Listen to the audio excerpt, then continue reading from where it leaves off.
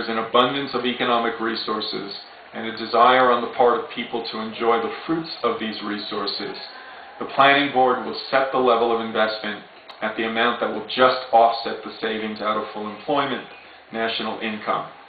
Proper policy by socialist planners can always lead to full employment. This is the superior economic organization which Keynes failed to see in the years just preceding the general theory. And then presumably, when he got to the general theory, he did start to see this aspect of it. Klein's confidence in the ability of planners to manage the economy efficiently is echoed in a much more extensive treatment of the topic by Franco Modigliani.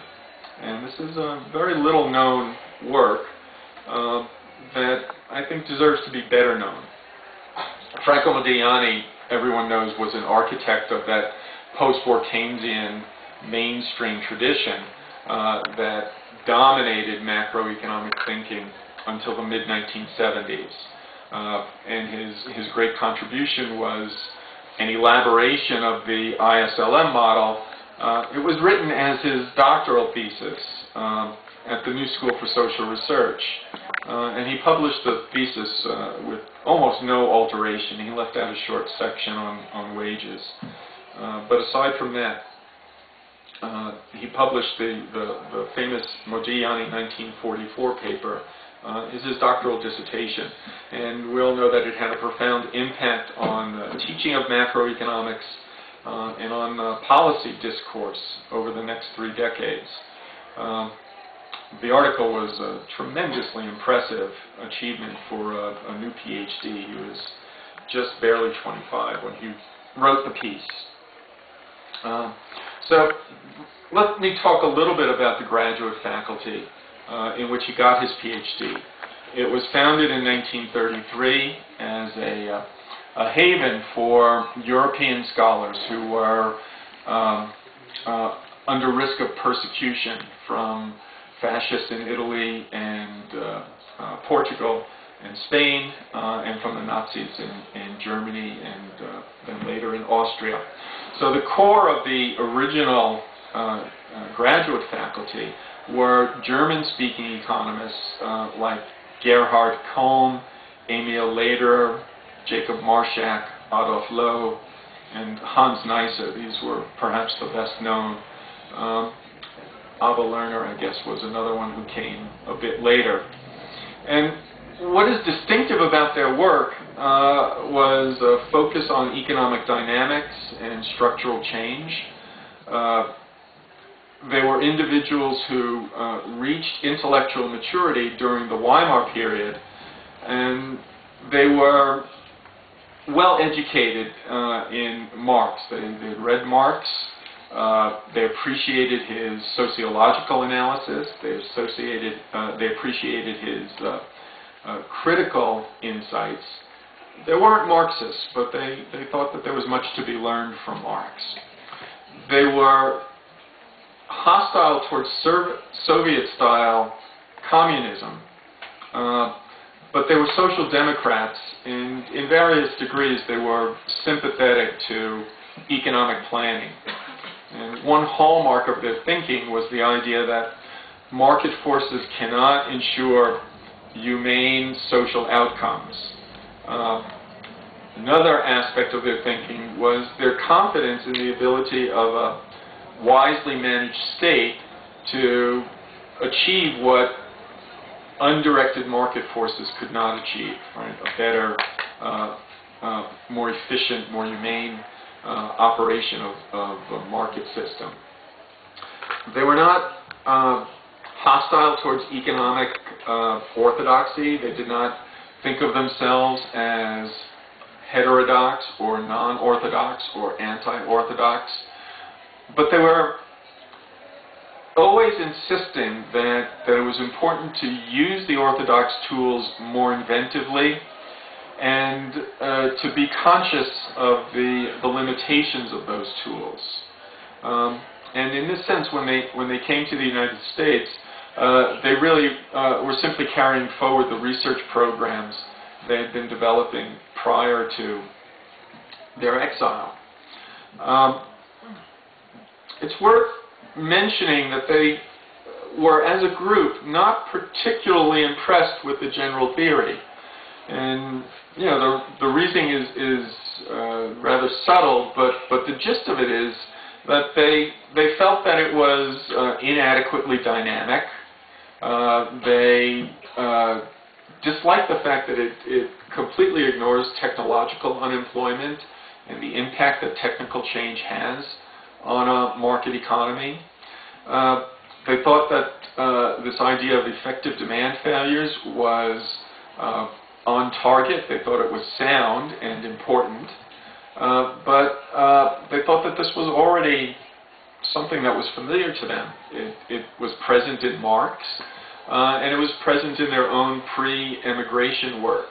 So they kind of felt that that Keynes was making a useful argument, but it was an argument that they were already familiar with. And in a sense, they felt that the general theory was not as ambitious as other work that had been done in the same direction by themselves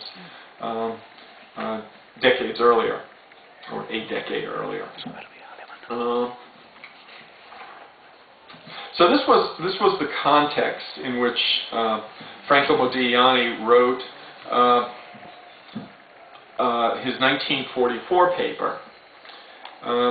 He was, in a sense, an outlier from the rest of the New School people, because he did see that Keynes was important and needed to be the center of the development of macroeconomic theory henceforth. But now here's where I come to the little-known paper that should be better known. A few years after the publication of the 1944 paper, Modigliani published an article in Italian.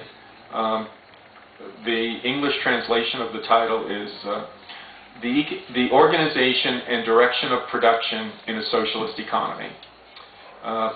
He never republished it in English, and indeed, he never refers to it after 1947 until he publishes his autobiography in 2002 or 2003. The paper is very long. It's 75 printed pages.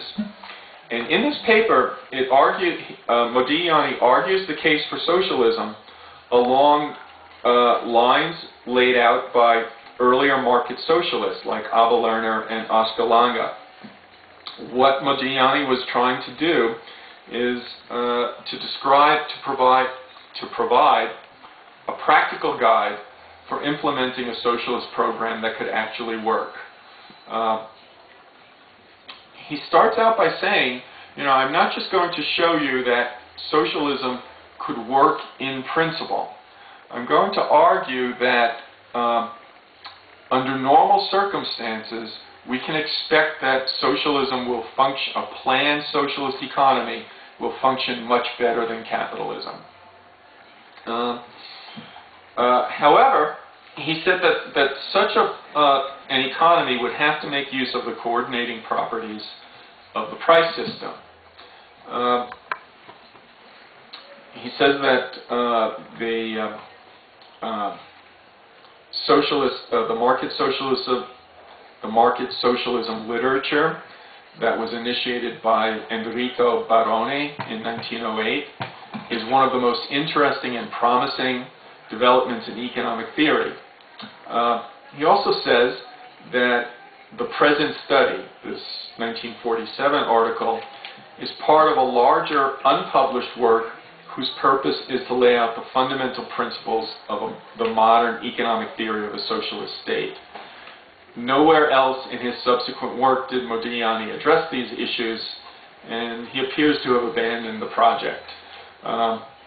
He makes a few references to the literature, and all of the literature he cites is on the socialist side of the debate. He talks about Lange, Lerner, Dickinson, Pigou.